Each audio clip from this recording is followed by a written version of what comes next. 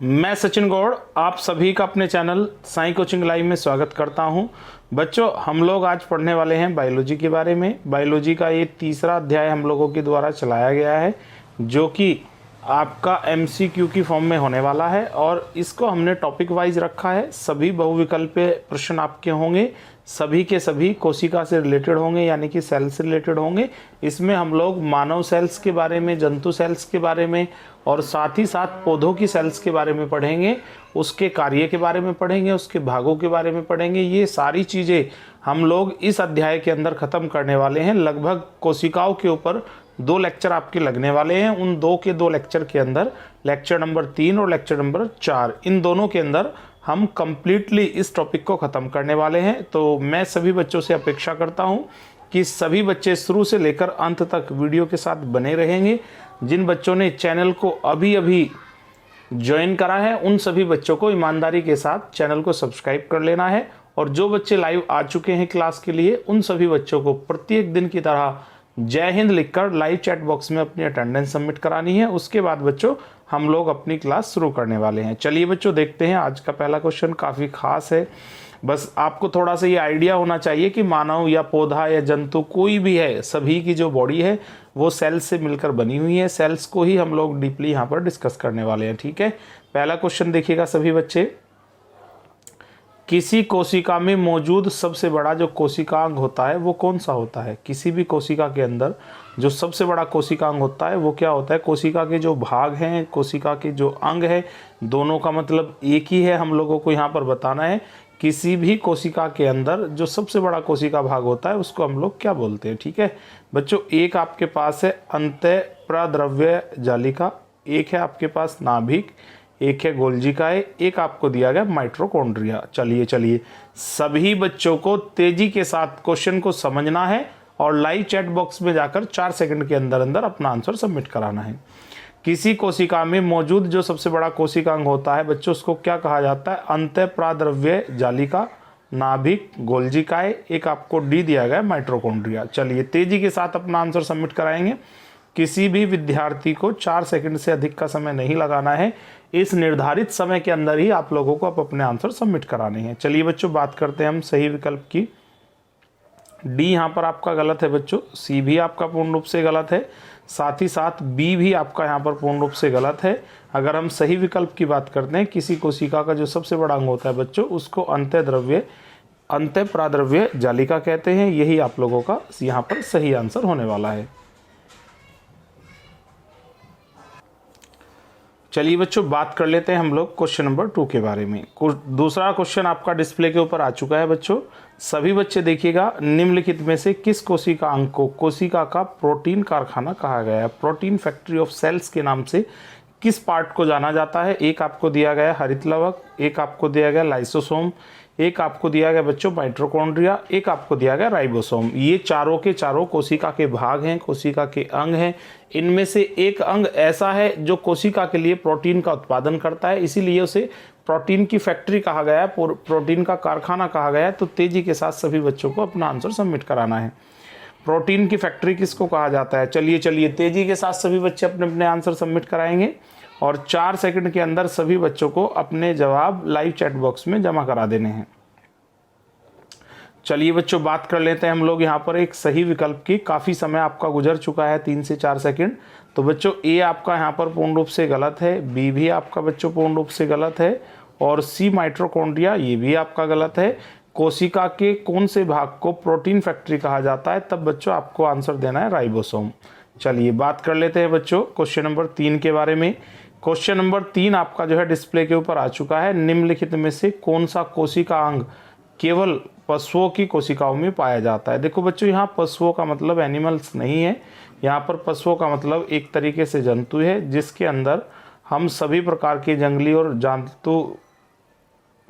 जंगली और पालतू पशु को इंक्लूड करते हैं, साथ ही साथ मनुष्य को भी इंक्लूड कर सकते हैं। ठीक है, एक ऐसी कोशिका जो केवल जंतुओं, मानव, पशुओं के अंदर पाई जाती है, तो उसका आपको चुनाव करना है। तो एक आपके पास है बच्चों लाइसोसोम, एक गोल्जी बॉडी, एक है सेंट्रोसोम और एक आपको दिया गया राइबोसोम। जो कोशिका के भाग होते हैं बच्चों, इनमें से एक कोशिका ऐसी है जो केवल जंतुओं में पाई जाती है, बाकी पेड़ पौधों में नहीं पाई जाती है, वही आपको यहाँ पर फाइंड करके बताना है। ठीक है, चलिए तेजी के साथ सभी बच्चे अपने आंसर सबमिट कराएंगे। निम्नलिखित कोशिका भाग में से ऐसा कौन सा कोशिका भाग है जो पौधों में नहीं पाया जाता, केवल जंतुओं में पाया जाता है। चलिए बात कर लेते हैं बच्चों यहाँ पर सही विकल्प की।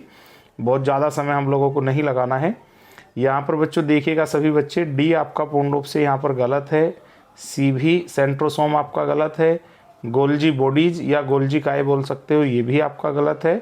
लाइसोसोम की अगर हम बात करते हैं तो लाइसोसोम कोशिका का एक ऐसा भाग है बच्चों जो केवल जंतु कोशिका में पाया जाता है, ये पादप कोशिका में सदैव अनुपस्थित होता है। चलिए बात करते हैं बच्चों क्वेश्चन नंबर 4 की।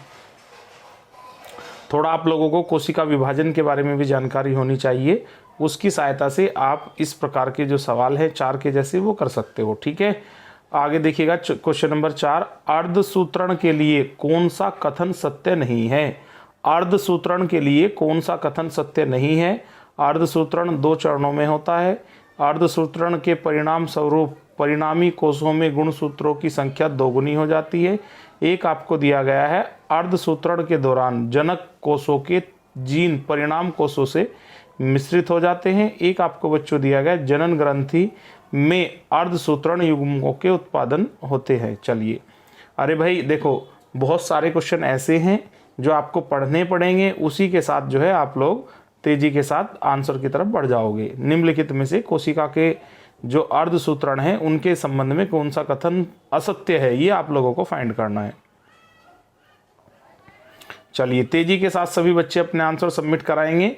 लगभग 4 सेकंड के अंदर सभी विद्यार्थियों को अपने आंसर सबमिट करा देने हैं। बच्चों कोशिका के अर्धसूत्रण के संबंध में आपका पहला कथन पूर्ण रूप से यहाँ पर बच्चों सही है, ये आप लोगों को ध्यान रखना है। पहला भी आपका सही है, 2 चरणों में होता है। एक सी भी आपका यहाँ पर सही है, अर्धसूत्रण के दौरान जनक कोषों के जीन परिणाम कोषों में मिश्रित हो जाते हैं। ठीक है, एक डी भी आपका सही है, जनन ग्रंथि में अर्धसूत्रण युग्मों के उत्पादन होता रहता है, ये भी आपका सही है। डी आपका बच्चों यहाँ पर पूर्ण रूप से क्या है, गलत है, यही आप लोगों को ध्यान रखने लगा है। चलिए आगे बात करते हैं क्वेश्चन नंबर 5 की। क्वेश्चन नंबर 5 आपका डिस्प्ले के ऊपर आ चुका है।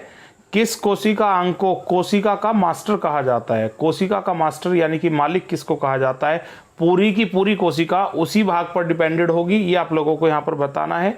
एक है एंडोप्लाज्मिक, एक आपको दिया गया माइटोकॉन्ड्रिया, एक आपको दिया गया न्यूक्लिक ओलस, एक आपको बच्चों डी दिया गया है नाभिक। चलिए तेजी के साथ सभी बच्चे अपने आंसर सबमिट कराएंगे। कोशिका का ऐसा कौन सा भाग है जिसको कोशिका का स्वामी माना जाता है, कोशिका टोटली उसी के ऊपर डिपेंडेड होती है, उसी से कंट्रोल होती है, उसी से केंद्रित होती है, ये आप लोगों को यहाँ पर बताना है। कोशिका के किस अंग को कोशिका का मास्टर कहा जाता है। चलिए तेजी के साथ सभी बच्चे अपने आंसर सबमिट कराएंगे। मात्र 3 से 4 सेकंड में सभी बच्चों को अपने आंसर सबमिट करा देने हैं। कोई भी स्टूडेंट बहुत ज़्यादा समय नहीं लगाएगा, क्योंकि सभी क्वेश्चन मीडियम रेंज के हैं, उसमें भी आप लोग टाइम लगाओगे तो कैसे चलेगा भाई। चलिए बच्चों बात करते हैं सही विकल्प की। ए आपका यहाँ पर बच्चों पूर्ण रूप से गलत है। यहाँ पर माइटोकॉन्ड्रिया भी स्वामी नहीं होता है, ये भी आपका गलत है। न्यूक्लिक ओलस भी आपका बच्चों गलत है, जो नाभिक होता है जिसको हम केंद्रक भी कहते हैं, ये पूरी कोशिका को क्या करता है, कंट्रोल करता है, इसीलिए इसे कोशिका का क्या कहा गया है, स्वामी कहा गया है। यही बात सभी बच्चों को अच्छे से समझ लेनी है। चलिएगा बच्चों बात करते हैं क्वेश्चन नंबर 6 की। बहुत ही इजी क्वेश्चन है। जीवन की मूलभूत इकाई क्या होती है। हमारे जीवन की जो सबसे मूलभूत इकाई होती है उसको क्या कहा जाता है, कोशिका। एक है अंग, एक आपको दिया गया उत्तक, एक आपको दिया गया नाभिक। चलिए जीवन की जो मूलभूत इकाई है बच्चों क्या है, यदि उसका अस्तित्व खत्म हो जाएगा तो जीवन का अस्तित्व भी खत्म हो जाएगा। एक है आपके पास कोशिका, एक है अंग, एक है उत्तक और एक आपको दिया गया नाभिक। चलिए जीवन की मूलभूत इकाई क्या है, जहाँ से जीवन चला है, और जीवन किसी भी जीव का उसी पर निर्भर करता है, आप लोगों को यहाँ पर फाइंड आउट कर लेना है। चलिए बच्चों बात करते हैं सही विकल्प के बारे में। यहाँ पर डी आपका बच्चों पूर्ण रूप से गलत है। सी उत्तक भी आपका गलत है। बॉडी का अंग एक कट जाए तो भी हम लोग जीवित रह सकते हैं, तो ये भी बच्चों आपका गलत है। यहाँ पर कोशिका आपका पूर्ण रूप से सही है। यदि कोशिकाएं खत्म हो जाती है, जीवन भी खत्म हो जाता है, और जीवन की शुरुआत भी सदैव किससे होती है? कोशिका से ही होती है। चलिए बात करते हैं हम लोग क्वेश्चन नंबर 7 के बारे में। एक पशु के शरीर की सबसे बड़ी कोशिका कौन सी होती है? पशु की बात करते हैं या मानव की बात करते हैं, या आप नॉर्मली जंतु कह सकते हैं। किसी भी जंतु, किसी भी मानव के शरीर में जो सबसे बड़ी कोशिका होती है वह कौन सी होती है? चलो, एक कोशिका आपको दिया गया है बच्चों ए विकल्प में ओस्टेसाइटस, एक न्यूरॉन दिया गया है, एक क्रोमोमेटोफोसर दिया गया है, एक लिम्फ कोशिकाएं दिया गया है, लिम्फ ग्रंथि दिया गया है। और यहाँ पर आप लोगों को तेजी से 4 सेकंड में आप अपने आंसर सबमिट करा देने हैं। किसी भी जंतु के शरीर की सबसे बड़ी कोशिका किसको माना जाता है? चलिए सभी बच्चे तेजी के साथ अपने आंसर सबमिट कराएंगे। बहुत ज़्यादा समय आप लोगों को नहीं लेना है। चलिए बच्चों बात कर लेते हैं सही विकल्प की। यहाँ पर हम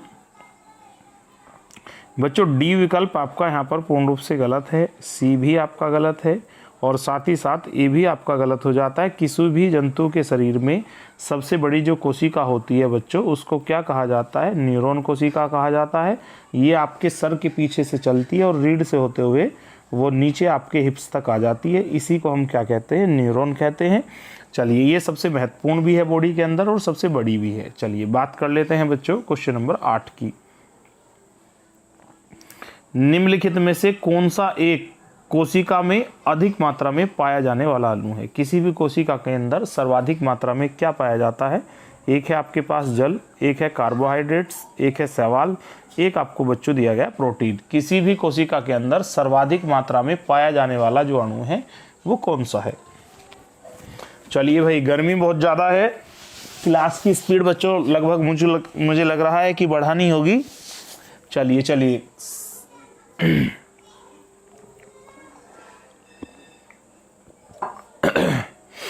बच्चों, सभी बच्चे अपने आंसर देंगे। जिन बच्चों ने आंसर नहीं दिया है उन लोगों को ध्यान से देख लेना है बच्चों सॉल्यूशन। यहाँ पर डी आपका पूर्ण रूप से गलत है, सी भी आपका गलत है, बी भी आपका गलत है। कार्बोहाइड्रेट्स, प्रोटीन पाए जाते हैं, लेकिन पानी का जो परसेंटेज होता है किसी भी सेल्स में, मानव की बॉडी में, वो सबसे ज़्यादा होता है। इसलिए बच्चों आपका ए पूर्ण रूप से यहाँ पर क्या है? सही है। चलिए बात करते हैं क्वेश्चन नंबर 9 की। कोशिका का जो सिद्धांत है वो कौन से जीव के ऊपर लागू नहीं होता है? एक आपको दिया गया है बच्चों जीवाणु, एक आपको दिया गया है शैवाल, एक आपको दिया गया है कवक, और एक आपको दिया गया है विषाणु। कोशिका की जो थ्योरी है, कोशिका का जो सिद्धांत है, वो किस पर लागू नहीं होता है? जीवाणु, शैवाल, कवक और विषाणु। चलिए अरे भाई, तेजी के साथ सभी बच्चे अपने आंसर सबमिट कराएंगे। निम्नलिखित में से कौन सा ऐसा जीव है, ऐसा पौधा है जिसके ऊपर हम कोशिका के सिद्धांत को लागू नहीं कर सकते हैं? तेजी के साथ सभी बच्चों को आप अपने आंसर यहाँ पर सबमिट करा देने हैं। चलिए बच्चों बात करते हैं सही विकल्प की। तो यहाँ पर बच्चों जीवाणु आपका गलत है, क्योंकि जीवाणु के अंदर सेल्स होती है, और हम लोग पढ़ भी चुके हैं कि प्रोकैरियोटिक सेल्स से जो है जीवाणु बने होते हैं। और शैवाल भी हम लोग पढ़ चुके हैं, और कवक भी हम लोग पढ़ चुके हैं। ये तीनों ही कोशिका से मिलकर बनते हैं, लेकिन जो विषाणु है इसके अंदर केवल आरएनए पाया जाता है, इसलिए इसके ऊपर कोशिका की जो थ्योरी है, जो सिद्धांत है, वो लागू नहीं होता है। चलिए बच्चों बात कर लेते हैं हम लोग अगले क्वेश्चन की। क्वेश्चन नंबर 10 आपका बच्चों डिस्प्ले के ऊपर आ चुका है, सभी बच्चे ध्यान से देखेंगे। निम्नलिखित कथनों में से कौन सा कथन पूर्ण रूप से सही है? एक है, पहला देखिएगा सभी बच्चे, प्राय लघुत्तम स्वजीवी कोशिकाएं हैं। माइकोप्लाज्मा की कोशिका भित्ति अमीनो शर्करा की बनी होती हैं। एक आपको दिया गया है, विषाणु सम एकल तंतु आरएनए अणु से बने होते हैं। एक आपको दिया गया, रिकेसिया में कोशिका भित्ति नहीं होती हैं। रिकेसिया एक पौधा है, और ये कह रहा है कि रिकेसिया जो पौधा है उसके अंदर कोशिका भित्ति नहीं होती है। चलिए यहाँ पर बच्चों आपको एक सही विकल्प का चयन करना है, और तेजी के साथ 4 सेकंड में अपना आंसर सबमिट करा देना है। चलिए अरे भाई, सभी बच्चे अब अपने आंसर सबमिट कराएंगे। निम्नलिखित कथनों में से 3 कथन आपके गलत हैं, एक कथन यहाँ पर आपका बच्चों सही है, वही आपको फाइंड कर लेना है। ठीक है, चलिए बात करते हैं बच्चों सॉल्यूशन की, हम सही विकल्प की। ध्यान से देखिएगा सभी बच्चे। ए विकल्प बच्चों यहाँ पर आपका गलत है, बी भी आपका गलत है, डी भी गलत है। विषाणु सम एकल तंतु आरएनए अणु से बने होते हैं, ये कथन आपका यहाँ पर पूर्ण रूप से सही है, यही आप लोगों को ध्यान रख लेना है। चलिए बच्चा बात करते हैं क्वेश्चन नंबर 11 की। क्वेश्चन नंबर 11 बच्चों डिस्प्ले के ऊपर आ चुका है, देखिएगा सभी बच्चे। कोशिका प्रकार्यात्मक यानी कि कोशिका के जो फंक्शन है उनके ऊपर जो नियंत्रण करता है वो कौन करता है? एक आपको दिया गया है जीव द्रव्य, एक सूत्रकणिका, एक दिया गया है केंद्रिका, एक आपको बच्चों दिया गया है केंद्रक।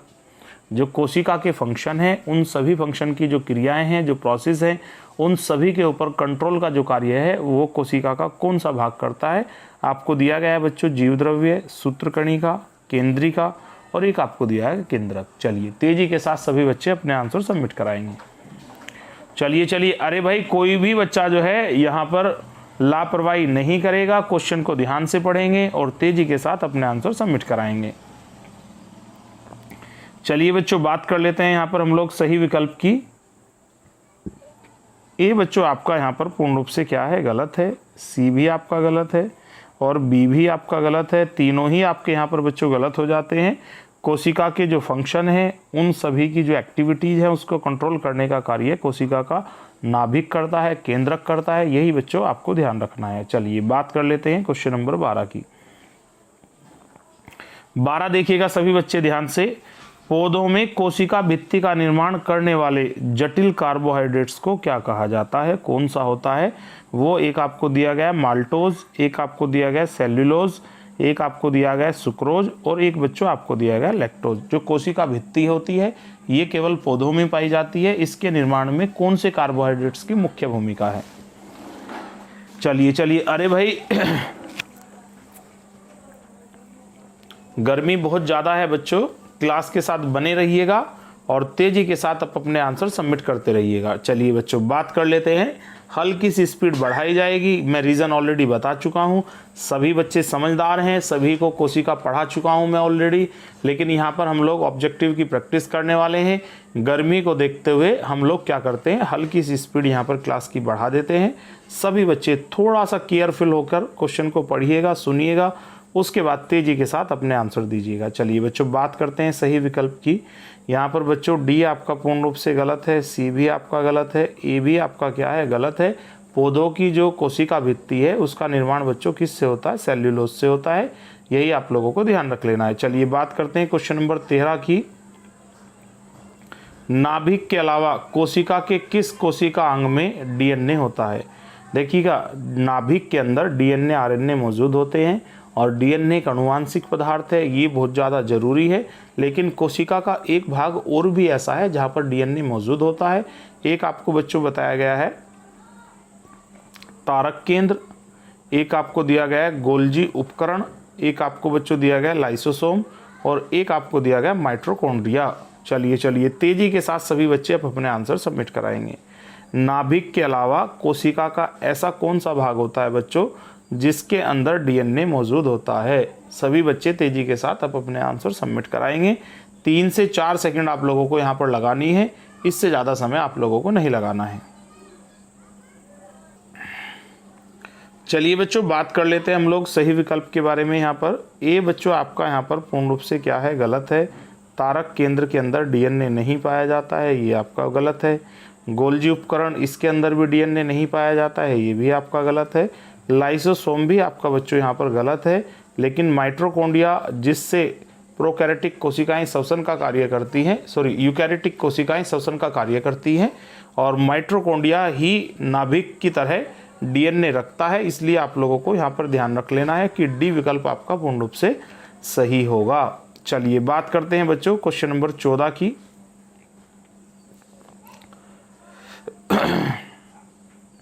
शरीर में लगी चोट की मरम्मत करने के लिए किस प्रकार के सेल विभाजन का प्रयोग किया जाता है? जब हमारे शरीर में कोई चोट लग जाती है तो उसका मरम्मत करने के लिए किस प्रकार के सेल विभाजन का प्रयोग करती है हमारी बॉडी? एक आपको बच्चों दिया गया है केवल समसूत्रण, एक केवल अर्धसूत्री विभाजन, एक आपको दिया गया बच्चों माइटोसिस और एक दिया गया है मियोसिस। एक दिया गया न समसूत्रण न ही अर्धसूत्री विभाजन। चलिए अरे बच्चों बहुत ही अच्छा क्वेश्चन है। सभी बच्चों को तेज़ी के साथ अपने आंसर सबमिट कराने हैं। जब हमारी बॉडी में चोट लग जाती है तो हमारी बॉडी का जो सेल्स है वो उस चोट को रिपेयर करने का काम करती हैं। तो उस समय सेल का जो विभाजन है बच्चों वो किस प्रकार का होता है। चलिए बात करते हैं बच्चों यहाँ पर एकदम सही विकल्प की। चलिए आई थिंक जो 4 सेकंड आपको दी गई थी वो पूरी हो चुकी है, तो हम लोग सही विकल्प की यहाँ पर बात कर लेते हैं बच्चों। डी आपका यहाँ पर पूर्ण रूप से गलत है, साथ ही साथ सी भी आपका गलत है बच्चों, बी भी आपका पूर्ण रूप से गलत हो जाता है, ए आपका यहाँ पर पूर्ण रूप से सही है। जब चोट लग जाती है तो कोशिकाएं किस प्रकार का विभाजन करती है, केवल समसूत्रण विभाजन करती हैं। चलिए आगे देखिएगा सभी बच्चे, क्वेश्चन नंबर 15। क्वेश्चन नंबर 15 बच्चों आपका डिस्प्ले के ऊपर आ चुका है। तेजी के साथ सभी बच्चे इसको पढ़ेंगे और क्वेश्चन बहुत ही अच्छा है। ये आपको सुमेल करना है जो लाइसोसोम है और एक उसके सामने दिया गया है पावर हाउस, एक बी आपको दिया गया है डीएनए और उसके सामने दिया गया गुणसूत्र, एक दिया गया माइटोकॉन्ड्रिया, एक उसके सामने दिया गया आत्महत्या की थैली। चलिए इस मैचिंग को हम लोग कर लेते हैं बच्चों। जो पहला है लाइसोसोम, लाइसोसोम को हम लोग क्या कहते हैं, लाइसोसोम को आत्महत्या की थैली कहा जाता है, इसलिए बच्चों 1 का क्या ठीक हो जाता है, सी हो जाता है। ठीक है, उसके बाद दूसरा आपको दिया गया डीएनए। जो डीएनए है ये एक प्रकार का गुणसूत्र है, तो बच्चों गुणसूत्र के अंदर पाए जाते हैं, तो इसलिए 2 का क्या ठीक हो जाता है बच्चों, बी ठीक हो जाता है। अब आपका बचता है कौन सा, 3 के लिए अब हमारे पास क्या बचेगा बच्चों, ए बचेगा। ठीक है, 3 में आपसे पूछा गया माइटोकॉन्ड्रिया, और जो माइटोकॉन्ड्रिया है बच्चों ये पावर हाउस ऑफ सेल के नाम से जाना जाता है। तो हम ये कहेंगे मैचिंग के दौरान पहले का सी सही है, दूसरे का बी और तीसरे का ए। तो यहाँ पर ये देखते हैं तो बच्चों ये आपका गलत है और साथ ही साथ सी भी आपका गलत है, डी भी आपका गलत है। तो इस अनुसार बच्चों बी आपका क्या हो जाता है, सही हो जाता है। इस क्वेश्चन को सोल्व करने के लिए आपको समय नहीं दिया गया है। काफ़ी अच्छा क्वेश्चन था, एक साथ आपको 3 चीज़ें क्लियर कर रहा है, इसलिए मेरे द्वारा इसको डायरेक्ट ही बता दिया गया है, आप लोगों को इसे याद रख लेना है। चलिए बच्चों अब हम लोग बात कर लेते हैं क्वेश्चन नंबर 16 की। मानव में जो गुणसूत्र होते हैं बच्चों उनकी संख्या कितनी होती है। एक आपको दिया गया है 36, 40, 56 और 40। ये बहुत ही डिमांडेड क्वेश्चन है बच्चों। 4 सेकंड में आपको तेजी के साथ सबमिट करा देना है। आने वाले दिनों में जो भी आप वनडेज एग्जाम दोगे कहीं ना कहीं ये चीज़ आपको फेस होने वाली है। एक साधारण और स्वस्थ मानव में गुणसूत्रों की संख्या कितनी होती है। चलिए तेजी के साथ सभी बच्चे अपने अपने आंसर सबमिट कराएंगे। अरे इतने इजी क्वेश्चन में टाइम लगाओगे तो कैसे चलेगा बच्चों। ए आपका यहाँ पर पूर्ण रूप से गलत है, सी भी बच्चों आपका पूर्ण रूप से गलत है, डी भी आपका पूर्ण रूप से गलत है, 40 यहाँ पर आपका क्या हो जाता है बच्चों, सही हो जाता है। ठीक है, चलिए बात करते हैं अगले क्वेश्चन की। अगला क्वेश्चन और 16 क्वेश्चन बिल्कुल सेम है। मानव की कोशिका में पाए जाने वाले जो गुणसूत्र हैं, क्रोमोसोम हैं, उनके कितने जोड़े होते हैं। एक आपको दिया गया 21, एक 22, एक 23, एक आपको दिया गया है डी 24। अरे 16 और 17 सेम ही तो हैं, इसका आंसर देने में आप टाइम लगाओगे तो कैसे चलेगा। बात करते हैं बच्चों यहाँ पर हम 17 के सही विकल्प की। ए बच्चों आपका यहाँ पर क्या है, गलत है, बी भी आपका गलत है, डी भी पूर्ण रूप से गलत है। जो क्रोमोसोम होते हैं उनकी संख्या 40 होती है और जो जोड़े होते हैं उनके कितने होते हैं बच्चों, 23 पेयर होते हैं। चलिए बात कर लेते हैं अगले क्वेश्चन की, क्वेश्चन नंबर 18। जीवों में अत्यधिक विविधता का कारण क्या है। जितने भी जीव हैं उनके अंदर जो विविधता है, जैव विविधता है, उसका मुख्य कारण क्या है बच्चों, अनुकूलन, सहभागिता, उत्परिवर्तन, एक है बहुगुणसूत्रता। चलिए तेजी के साथ सभी बच्चे अपने आंसर सबमिट कराएंगे। जो पृथ्वी पर जीव हैं उनके अंदर जो जैव विविधता है उसका सबसे प्रमुख कारण आपका क्या है।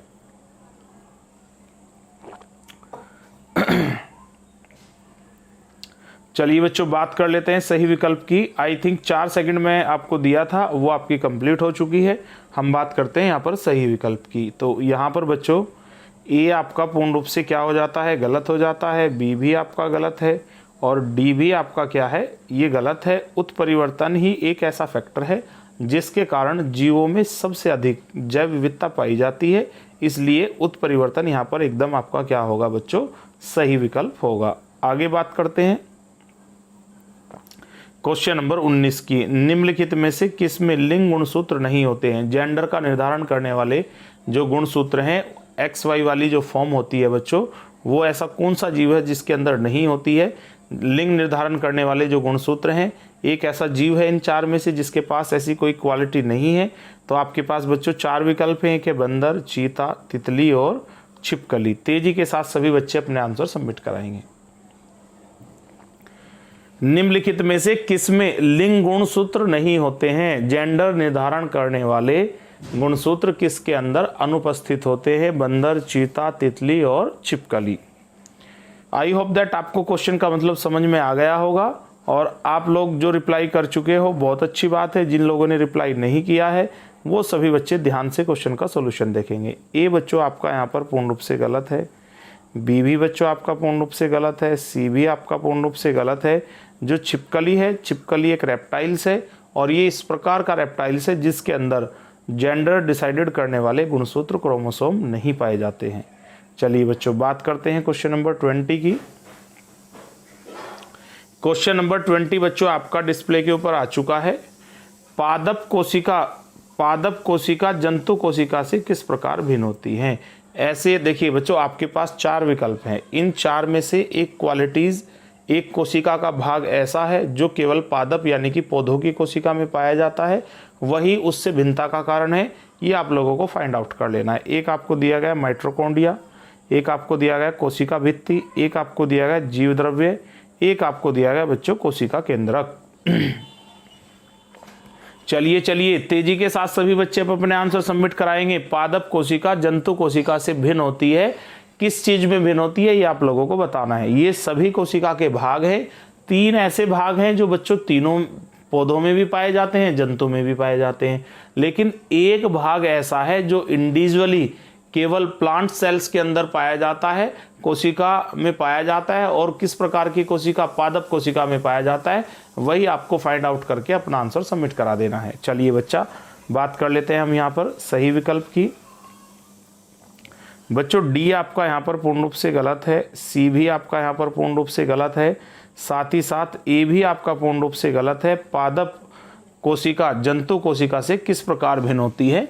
कोशिका भित्ति में। कोशिका भित्ति केवल पादप में पाई जाती है, पौधों में पाई जाती है, बाकी किसी अन्य जीव के अंदर नहीं पाई जाती है। चलिए बात कर लेते हैं हम क्वेश्चन नंबर 21 की। जंतु कोशिका में निम्न में से क्या अनुपस्थित होता है? ऐसा कौन सा भाग है बच्चों जो जंतु कोशिका में नहीं पाया जाता है? सही मायने में 20 और 21 एक ही क्वेश्चन है, लेकिन इनको पेपर में अलग अलग तरीके से रिप्रेजेंट करके पूछा गया है। तो आप लोग शायद मेरी बात का मतलब समझ चुके हो, और तेजी के साथ सभी बच्चे अपने आंसर सबमिट कराएंगे। जंतु कोशिका में क्या चीज़ अनुपस्थित होती है? एक है सेल्यूलोस की कोशिका भित्ति, एक आपको दिया गया है केंद्रक, एक आपको दिया गया है माइटोकॉन्ड्रिया, एक आपको दिया गया डी। इनमें से कोई नहीं। चलिए तेजी के साथ सभी बच्चे अपने आंसर सबमिट कराएंगे। चलिए भाई सभी बच्चों को अपने आंसर सबमिट करा रहे हैं। बहुत ज़्यादा टाइम यहाँ पर आप लोगों को नहीं लेना है। जो बच्चे क्लास के साथ लेट जुड़े हैं उन सभी बच्चों को एक बार चैनल को ईमानदारी के साथ सब्सक्राइब कर लेना है, वीडियो को लाइक कर देना है। यदि आपकी कोई भी क्वेरीज है आप कमेंट बॉक्स के माध्यम से पूछ सकते हो। चलिए बच्चों बात करते हैं सही विकल्प की यहाँ पर हम। तो बच्चों डी आपका यहाँ पर गलत है, सी भी आपका गलत है, बी भी आपका गलत है। कोशिका भित्ति केवल पौधों में पाई जाती है, इसलिए बच्चों ये जंतु कोशिकाओं में अनुपस्थित होता है। यही आपका यहाँ पर राइट विकल्प होगा। बात कर लेते हैं क्वेश्चन नंबर 22 की। जैव कोशिका का कौन सा भाग पावर हाउस कहलाता है? कोशिका के किस भाग को पावर हाउस ऑफ सेल कहा गया है? एक है कोशिका भित्ति, एक केंद्रक है, एक माइटोकॉन्ड्रिया है, एक है संपूर्ण कोशिका। चलिए तेजी के साथ सभी बच्चे अपने आंसर सबमिट कराएंगे। कोशिका के किस भाग को the powerhouse of cell के नाम से जाना जाता है? कोशिका का कौन सा ऐसा भाग है? गर्मी बहुत ज़्यादा है बच्चों, तो मैं भी फैन ऑन कर लेता हूं। ऐसा हो सकता है कि थोड़ा बहुत आपको डिस्टर्बेंस हो, थोड़ा सा एडजस्ट कीजिएगा। मैं भी एडजस्ट कर रहा हूं, आप भी एडजस्ट कीजिएगा। तेजी के साथ क्लास को फाइनल कर लेते हैं हम लोग। चलिए जैव कोशिका में किस भाग को the powerhouse of cell कहा जाता है? चलिए बच्चों बात करते हैं सही विकल्प की। तो बच्चों यहाँ पर आपका डी पूर्ण रूप से गलत है, ए भी आपका पूर्ण रूप से गलत है, बी भी आपका पूर्ण रूप से गलत है। कोशिका का पावर हाउस किसको कहा जाता है? माइटोकॉन्ड्रिया को कहा जाता है। कारण ये है बच्चों, प्रत्येक कोशिका, जो भी आपकी यूकैरियोटिक टाइप की कोशिका होगी, लगभग सभी जंतुओं के अंदर यही पाई जाती है, पौधों के अंदर भी यही पाई जाती है ज़्यादातर। तो सभी श्वसन का जो कार्य करती हैं सेल्स, वो माइटोकॉन्ड्रिया की सहायता से करती हैं। सभी सेल्स को ऊर्जा माइटोकॉन्ड्रिया से ही मिलती है, इसीलिए माइटोकॉन्ड्रिया को the powerhouse of cells कहा गया है। चलिए, आई होप दैट आपको क्वेश्चन नंबर 22 अच्छे से समझ में आया होगा। चलिए बात कर लेते हैं हम क्वेश्चन नंबर 23 की। कोशिका के किस अंग को कोशिका का पावर हाउस कहा गया है? चलिए, यही क्वेश्चन है, रिपीट है, तो हम लोग टाइम नहीं लगाएंगे क्योंकि हम ऑलरेडी 22 के अंदर पढ़ चुके हैं। कोशिका का जो पावर हाउस है वो माइटोकॉन्ड्रिया को कहा जाता है। चलिए बात कर लेते हैं बच्चों क्वेश्चन नंबर 24 की। क्वेश्चन नंबर 24 आपका डिस्प्ले के ऊपर आ चुका है। चलिए एक बार ध्यान से पढ़िएगा सभी बच्चे। सूत्री विभाजन के चरण का नाम बताइए जिसके दौरान विभाजित सेल के गुणसूत्र मध्य रेखा पर स्थित होते हैं। उस सूत्री विभाजन के चरण का नाम आपको बताना है जिसके दौरान जब सेल का विभाजन होता है तो विभाजित सेल के गुणसूत्र मध्य रेखा में स्थित होते हैं। एक आपको बताया गया है बच्चों एनाफेज, जब सेल का बच्चों विभाजन होता है, देखो जो सेल्स बहुकोशिकीय है उसका विभाजन जरूर होगा। जब विभाजन होता है तो उसके फेज होते हैं, उन सभी फेज को नाम दिया गया है।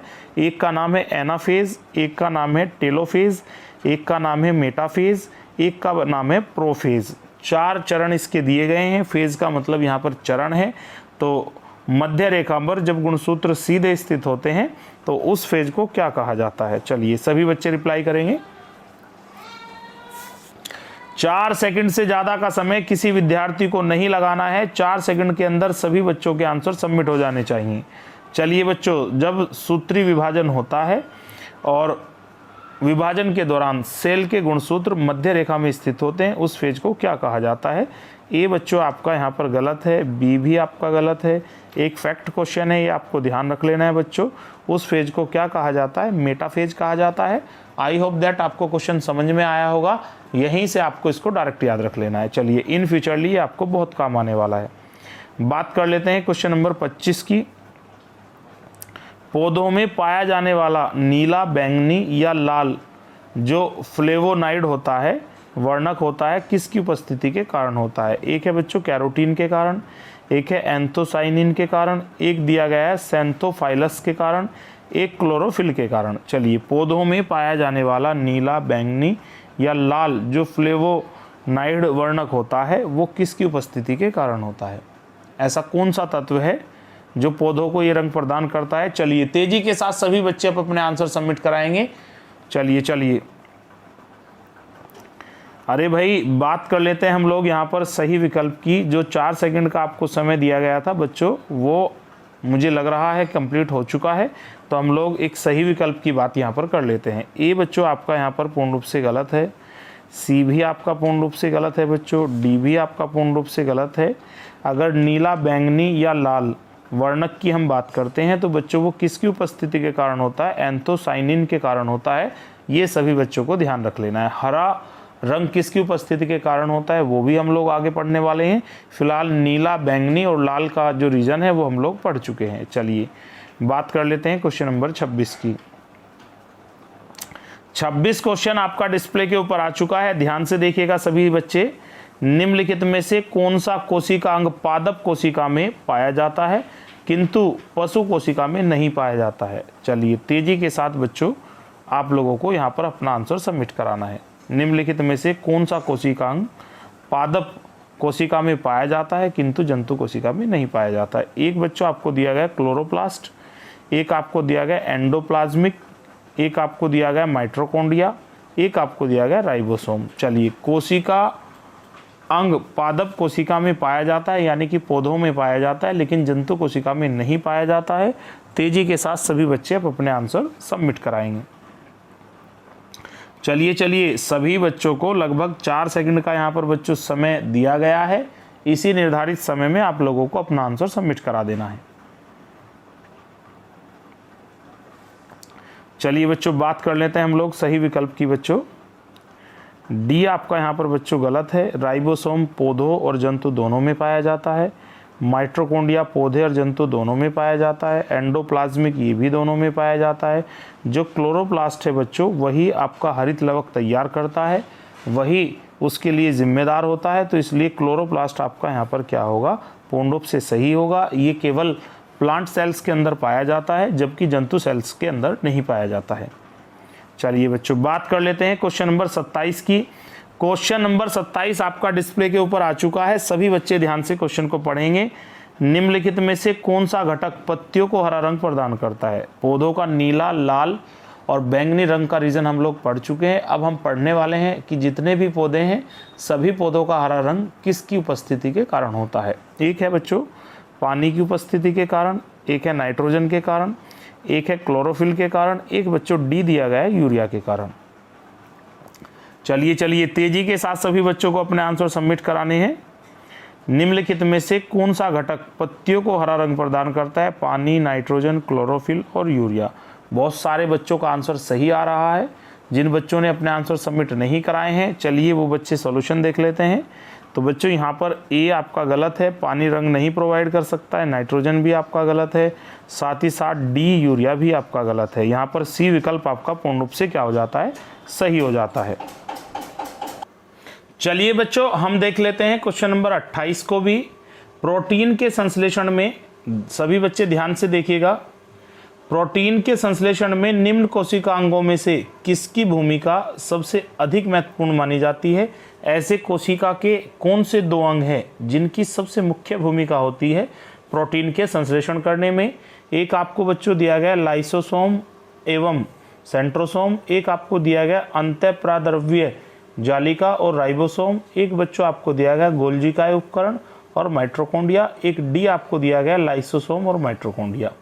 कोशिका के ऐसे कौन से दो भाग हैं जिनकी सबसे महत्वपूर्ण भूमिका प्रोटीन के संश्लेषण में होती है? ये बात आप लोगों को पता होनी चाहिए। तेजी के साथ सभी बच्चे लाइव चैट बॉक्स में जाकर सबमिट कराएंगे। चलिए अरे भाई सभी बच्चों को तेजी के साथ क्वेश्चन को समझना है और तेजी के साथ अपने आंसर लाइव चैट बॉक्स में सबमिट करा देने हैं। आई थिंक जो 4 सेकंड का समय है बच्चों वो बहुत कम होता है, उसी के अंदर आप लोगों को चीज़ों को समझना है और अपने आंसर सबमिट करा देने हैं। बच्चों बात करते हैं हम लोग ए विकल्प की, तो ये आपका पूर्ण रूप से गलत है। डी विकल्प भी आपका बच्चों पूर्ण रूप से गलत है, साथ ही साथ सी भी आपका पूर्ण रूप से गलत है। अंतःप्राद्रव्य जालिका और राइबोसोम प्रोटीन संश्लेषण में बहुत मुख्य भूमिका निभाते हैं, इसलिए आपका बी पूर्ण रूप से यहाँ क्या हो जाता है, सही हो जाता है। चलिए बात कर लेते हैं क्वेश्चन नंबर 29 की। चलिए बच्चों क्वेश्चन नंबर 29 देखते हैं। प्लाज्मा झिल्ली किसकी बनी होती है? टाइम की थोड़ी सी मेरे सामने एक प्रॉब्लम आ गई है तो मैं क्वेश्चन को जल्दी ही खत्म कर लेता हूँ। प्लाज्मा झिल्ली किसकी बनी होती है? Protein, lipid, carbohydrates, A B दोनों। चलिए तेजी के साथ सभी बच्चे अपने आंसर सबमिट कराएंगे। प्लाज्मा झिल्ली किसकी बनी होती है? चलिए बच्चों देखते हैं यहाँ पर हम सही विकल्प। तो आपके पास बच्चों 4 विकल्प थे। यहाँ पर प्लाज्मा झिल्ली प्रोटीन की भी बनी होती है, लिपिड की भी बनी होती है। सी आपका गलत हो जाता है। पेपर के हिसाब से आपको क्या आंसर देना है बच्चों? डी।